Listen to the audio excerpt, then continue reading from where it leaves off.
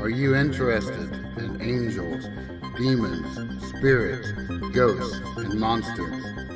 Are you curious about their origins, tales, and influence upon history and on the present day? If so, sit back, relax, and welcome to Southern Demonology, the podcast that explores all of this and more.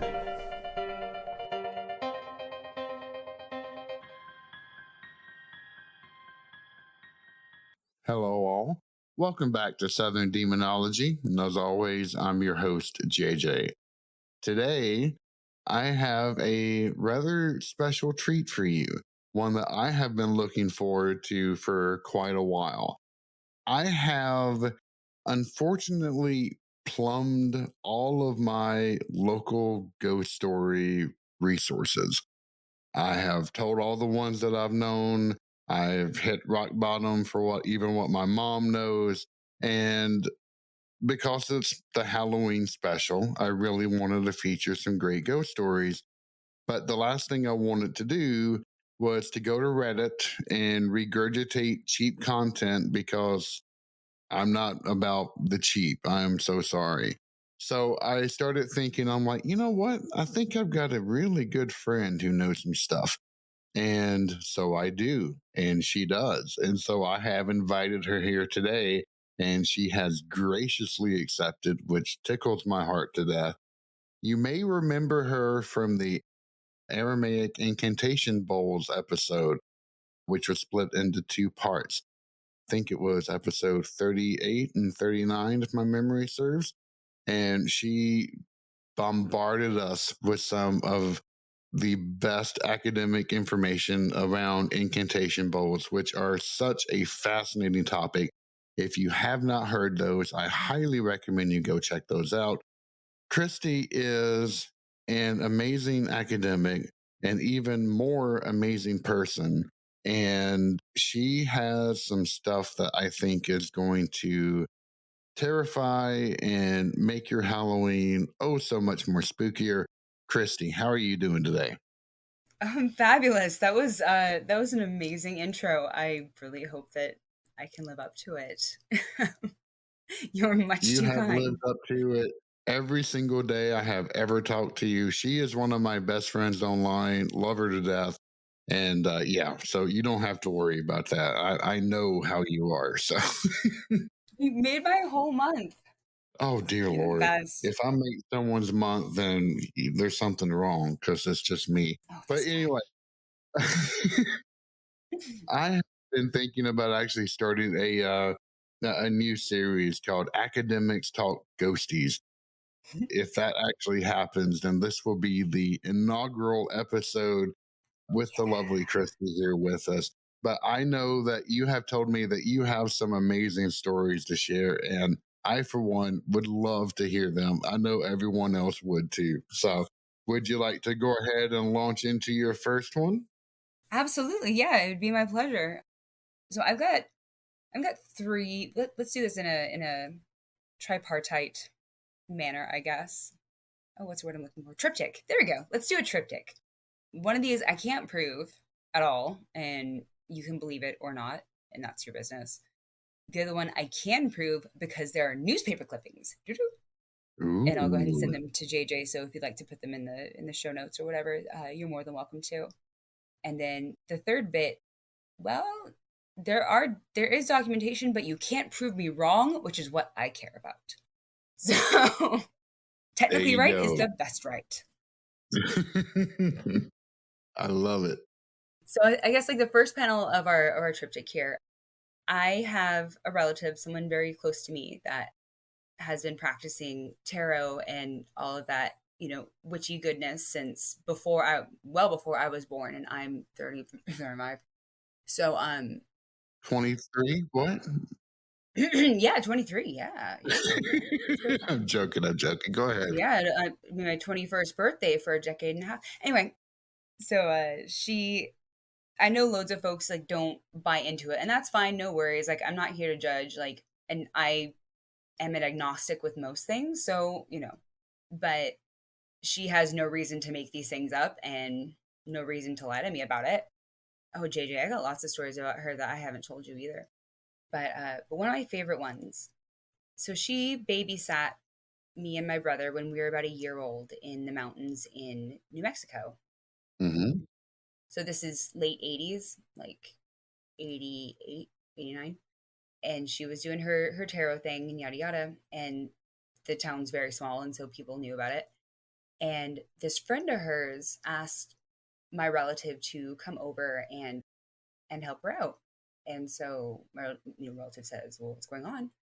And this family lived in this home, and they had just had a baby, and then they had a little girl that was maybe 3 or 4 ish, like big enough to get out of bed by herself and talk, right? Like children are odd for me. Like they have certain stages where like can't hold your head up, you don't have kneecaps yet, and now you can get up and talk and kind of make sense. And then like I don't know, like 7, then on till puberty, you're fine.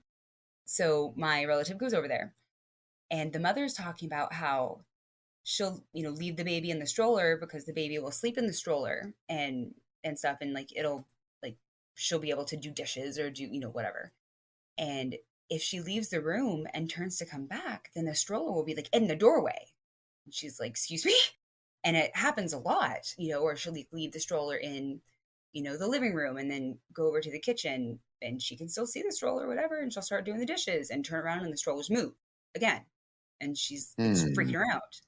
But the thing that's really bothersome is that this little girl will just wake up screaming. And they thought maybe she was having night terrors at first, because that's pretty common for children that age and for, people.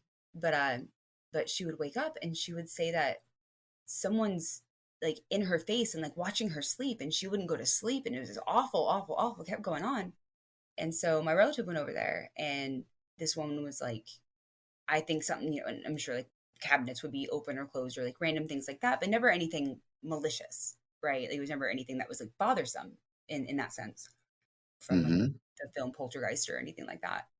And so this lady was like, yeah, like whatever it is, like it doesn't have to leave, but this kind of stuff has to stop. This isn't okay. And so my relative was communicating with this spirit entity being, whatever you want to call it. And I remember the thing that struck me. There are two things about this story that keeps it one of my favorites. So my relative is communicating, and she told me that she said, "Well, Chris, I always thought if a person was slow, like handicapped mentally, I always thought if they were slow, it was due to some kind of a physical issue, some kind of a physical, manifestation, right? Like that causes the synapses to not work properly, like however you want to describe that." And she said, but it was the damnedest thing because when I was talking to, I mean, I'm going to say him, they, I don't know. I just use him for most things. So like my card's a boy. So anyway, so don't take that as the gospel truth. But she said, relative said, but when I was talking to him, I got this feeling of like being slow. She said she'd never experienced that before or since, and she thought it was really interesting. And so do I. And she's further communicating with this being, spirit, thing, guy, and the nowhere man. And my relative asked, like, what's up with the stroller? Like, why do you keep moving things around? Like, it's what's up? Like, it's in a certain place for a reason. And he said, well, I'm afraid that the baby's going to get hurt, and like it's not being watched all the time, and they have to be watched all the time. Essentially, is like the gist of what was going on. And so he would move the stroller to make sure that nobody forgot about the baby or whatever. And my relative was like, okay, you got to cut that out. And then my relative asked, so what's up with this little girl? Like, what are you doing with this little girl? Like, I heard you've been watching her sleep, and like that's creepy. What are you doing? Why are you scaring her? Because like anybody would be scared if somebody's like in your face when you're sleeping. Right. And this is the second part that struck me. And he said, I like her breath. And I Oh, always that's thought that, creepy. yeah, but it's I think it's kind of endearing because if you're not alive, you don't need to breathe. Like you can still watch the passage of time. You can still do lots of other things, if we're going to go with the idea that you still are sentient and of yourself or whatever that means to you. But if you're not alive, you don't need to breathe. And so, like, that's why he would watch her, because that was something that he enjoyed. And so I thought that was really interesting. This is creepy for two reasons that at least I can think of, and I would love to know your thoughts on it. First, I can understand that, if someone is mentally handicapped, then yes, it is due to a physical condition in the brain or somewhere around it. But to have that then shape a person's existence, spirit, whatever you want to call it, to past death, that is, I have never even It's considered that possibility. And that Yeah. is that's more frightening than anything else I could think of. Yeah, and that's something that I've thought of as well. And I don't, if she ever did tell me, then I've forgotten. But I don't know that she ever like was able to confirm that this entity or whatever like had been living previously. And so, like, take that with a grain of salt, because I don't recall either way. But no, you're completely right. Like, I think that's very interesting. And if you go with the idea of like what you love and what makes you happy and what makes you comfortable while you're living is what you'll get when you're dead, then if that's how that, if it was a person, let's pretend, if that's how that person was, then maybe that's how that worked out. Like, I'm going to completely nerd out here for a second, but there's an episode of Supernatural that is my absolute episode, like absolute favorite episode. And it's like during the apocalypse arc, and it's centralized like around Castiel, and he talks about how he goes and visits, like, everyone gets their own heaven, like that'll be like perfect for them. And Castiel talks about how his favorite heaven to visit was this like perennial, like sunny Tuesday afternoon where this man is just flying a kite. And it was, he would, I don't recall if he was autistic. I don't recall like what kind of, and I'm gonna caveat here, like, I'm not trying to say that, like, I'm not trying to like shame people for any kind of like disabilities or anything like that. Like, I struggle myself with mental health problems. Like, my brother is autistic. Like, I'm not trying to like, that's kind of like, oh, like I can't be racist because my friend's black. But like, so when I use these terms, like, I'm not trying to sound dismissive or anything like that. Oh, Is what I'm trying to and get. you're not. No, I get where you're coming from. Totally. Don't worry about that. Okay, because like I know sometimes like my sarcasm and my normal speaking voice can sound very similar, and I don't want to come off as insensitive. But anyway, so back to the episode. So No, trust yeah, me, so your sincerity is ringing true. I promise you. okay, okay, good, because like that's always something that I try to be aware of and like not sound like a douche. But yeah, so this episode, like, it was this man that had died like in the bathtub, and he was autistic, and he died in the bathtub, and his favorite, like his forever heaven is just this forever sunny Tuesday afternoon flying a kite in a yard. And like that's all that would make him happy. So I went on that tangent to say, if you're we are beings that are created once and not reincarnated or not some kind of amalgamation of other things, then if that's what you're accustomed to and what you enjoy, then maybe even if you are offered something else, then you don't want it. What do you think? First, I have yet to proceed out of season one of Supernatural. Not because I don't like it, I just have never had the chance to watch it. So, yeah, I can't really And comment after on the show. the apocalypse arc, it all goes downhill. It's awful. It's garbage. But anyway, but the apocalypse arc is fantastic. Well, the first season is nothing to write home about. That's why it's been Mhm. a bit of a struggle to even get past it. Yeah, But dear it's Lord, very monster but of the yeah, week, that which even with your love pretty of much. Japanese media. Yeah. Oh, God.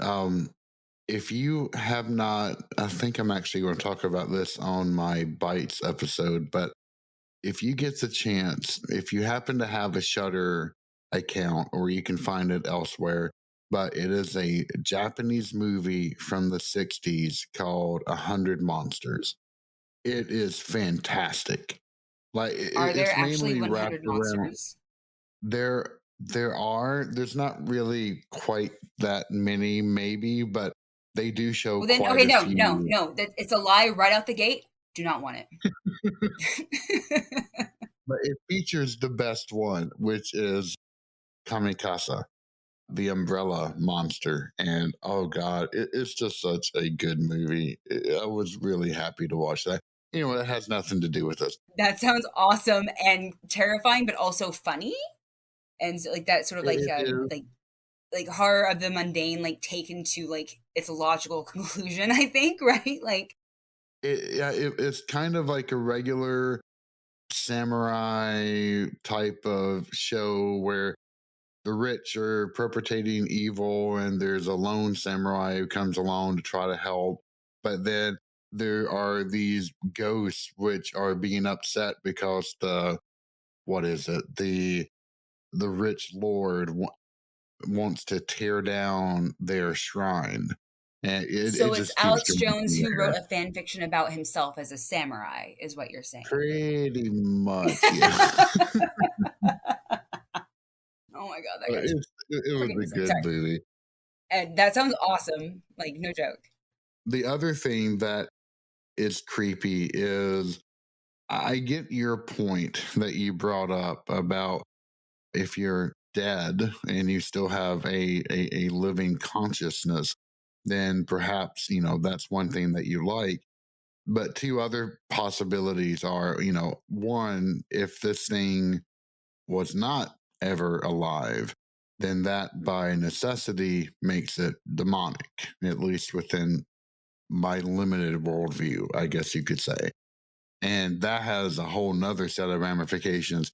But the thing I was really going after is it just brings to mind all of these medieval tales of cats or spirits that would sit Yeah. on the chest and draw Yeah. out the breath and absorb life. And Yeah, yeah, no, and I totally get you with like with the demonic facet of that. Like, obviously that sort of depends on where you start from, right? right, And I think that you and I start from different places in that respect. The hag on the chest or the witch on the chest, like the sleep paralysis. And thankfully, I've not experienced sleep paralysis because I hear it's absolutely terrifying.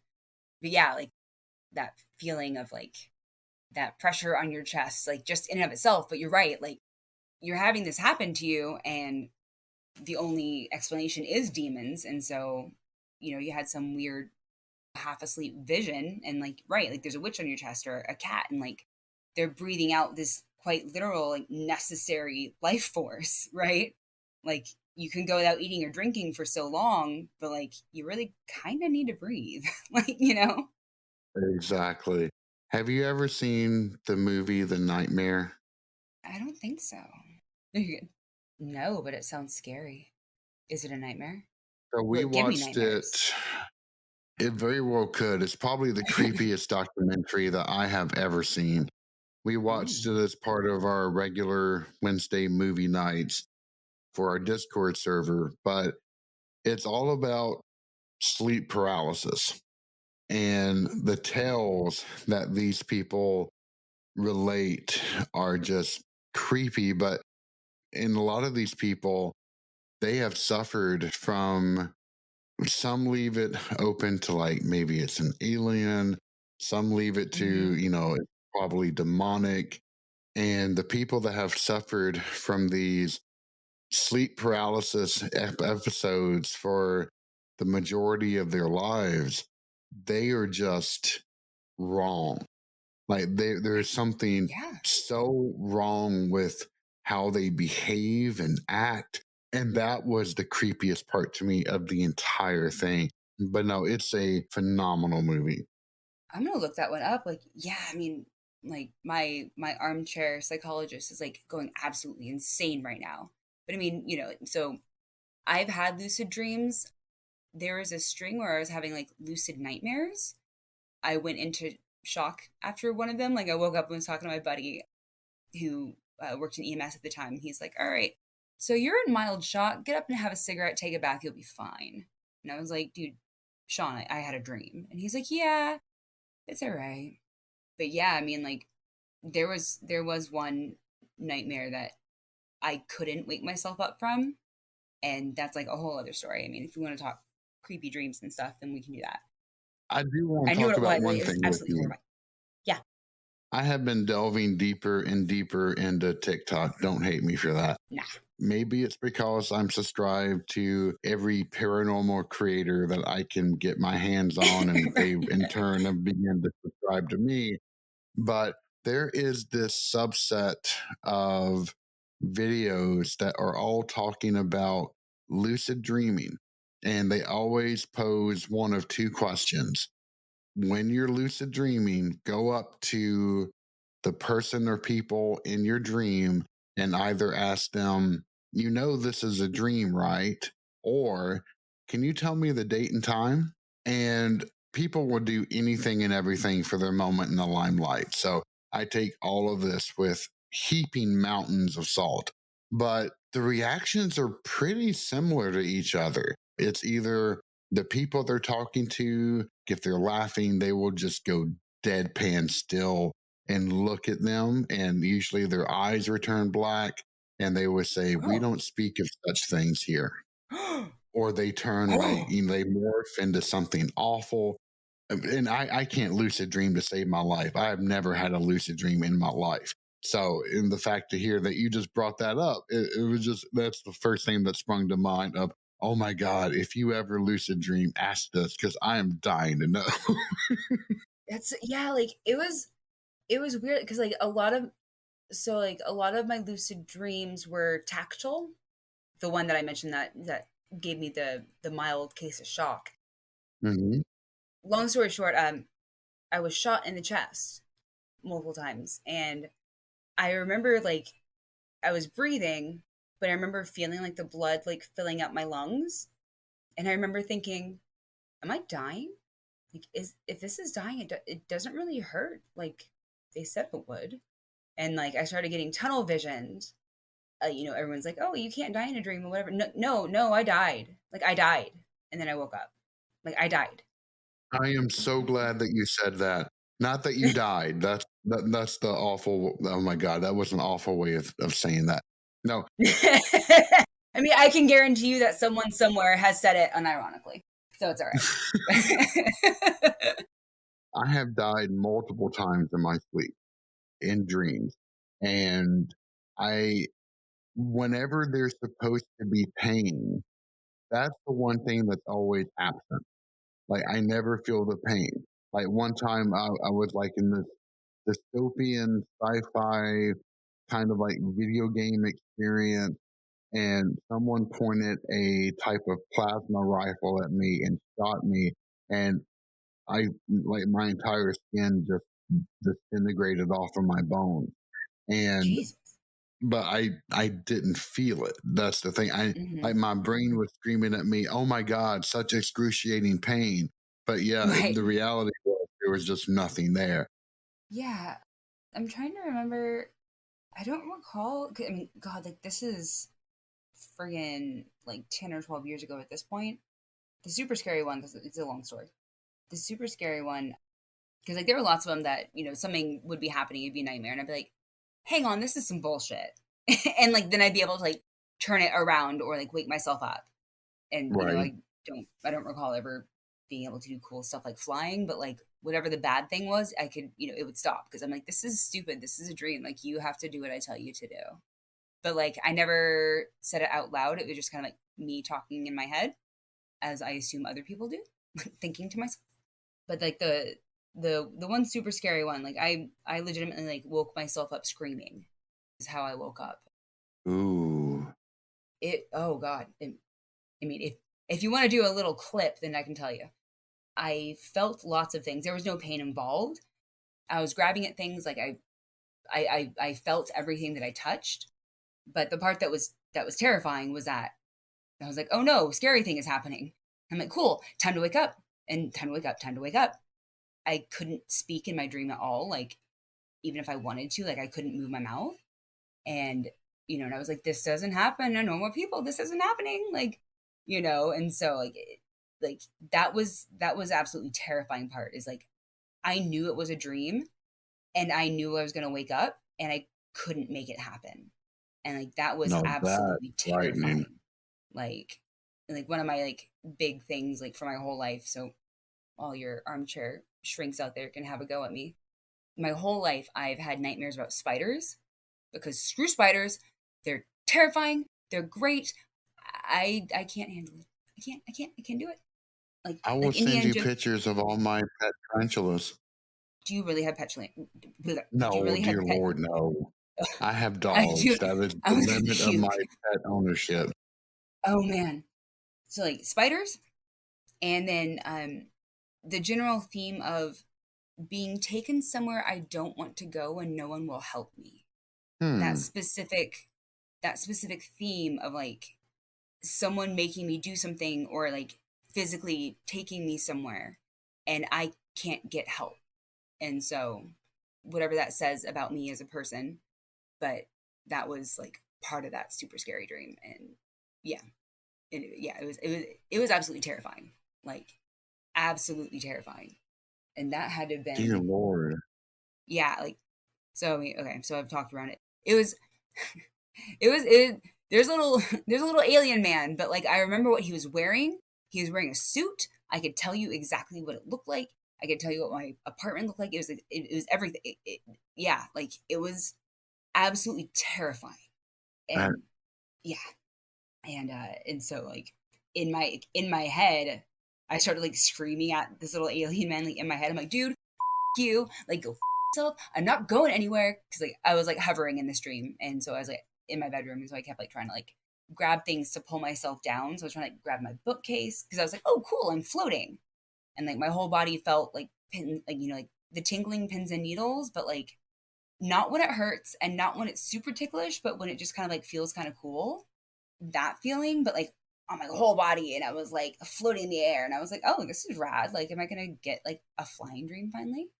And I was just kind of like floating around my bedroom and like really slowly, but like I was like, I'd bump into the wall and again super slowly, so it didn't hurt at all. And then like I'd bounce off of that and bump into the bookcase. I'm like, okay, like after a while I was like, all right, this is boring. I can't control anything. And like I couldn't really move my head a whole lot. And so like I tried to grab my bookshelf and pull myself down, and like that didn't work. And I had a pile of blankets corner that I ended up in, and I tried to grab a couple of different ones of those to try and like get something, like to I guess like subconsciously try and like ground myself, right? mm-hmm. And I remember like the feel of like the different blankets, like they were each made of different material, and that didn't work. And so I'm like, all right. And so the way my apartment was is like I had a really large like living room area, and one entire wall was a I was on the third floor, so it was like a patio deck, balcony, whatever. But that entire wall was like a sliding glass door, so it was like the whole thing. And so in this dream, I started floating out of my bedroom, and so if you imagine it kind of like a T, like my bedroom and bathroom were directly across from each other, and then the rest of it was the living area and like the kitchen, and it was all kind of just like one big room. And so I'm starting to float out like at an angle, and like I managed to move my head a little, like enough, and like there's a little gray man standing there. And I was like, excuse me?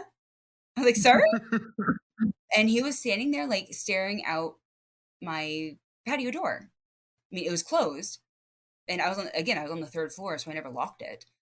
And it was closed, and he was just standing there, and it was light outside, and I could see him, and he was a little gray man, but he was silver because he was wearing like a silver jumpsuit. Like it had like a little like zipper with like a little like key ring at the neck, like so you could just like pull it down, and wearing like a helmet that made him look like a little gray man, like the standard like what you would imagine.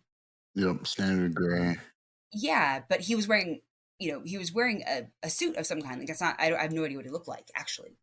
And so I'm sitting there and I'm floating and I start to like slowly float toward him. And that's when I'm like, okay, time to wake up. Cool. This is cool and everything, but time to wake up. And like, I wasn't waking up and I was like, this doesn't happen. Like, this isn't happening. And I was like, this is a dream. Like, it's time to wake up now. Like, let's go. And I could turn my head like just enough, like to be able to like keep him in the periphery. And I'm getting closer towards him. And then this turns his head and looks at me. And I freaked out. I was like calling him every name under the sun and then some. And I was just like, F you, like, we're not doing this. Like, this is a dream. This doesn't happen to real people. This is not a thing that's happening. And it surely isn't happening to me. It's time to wake up. And this is a dream. And we're not doing this. And like, go you and you're not taking me anywhere. And like, just like railing. And the last thing I remember is like, because like, again, like I couldn't open my mouth. Like I couldn't do anything, which I thought was also like that was like a new thing. And I woke myself up screaming because I said, for the love of God, won't somebody help me? And that's what woke me up. Then I Oh went and my threw up. gosh. Isn't that ridiculous? I mean, Like it's funny but hearing it, like, because like, who talks like that? Like, for the love of God, would somebody help me? Somebody think of the children. But yeah, like no, it was. that dream is such a slow progression of terror because you find yourself floating. Okay, that's fine, but then you can't control it. Okay, that's weird. And then you can't break out Because of I it. was so bored. The thing, I was so bored during it. I was like, "Argh," you know? But oh my god. I mean, way to ratchet Yeah. up the action throughout the entire thing. Holy crap. Right? And I can't write stories to save my life. So good job, brain. Way to waste all that potential. Well, it's better than my normal, which is to be trapped in a house and a horde of zombies is trying to devour you. So yeah, Oh, I've got weird dreams too. I'm there with you on that one. All yeah. righty, so we have. Is there anything more to this particular story before we move on to the next one? No, no, no, no, no. Okay, then why don't you take it on with the second piece of the trifecta or triplet, whatever you're calling it? Yeah, all of these things. All the tries, whatever you want. What, oh shoot. The Okay. Triforce. Yeah, yes.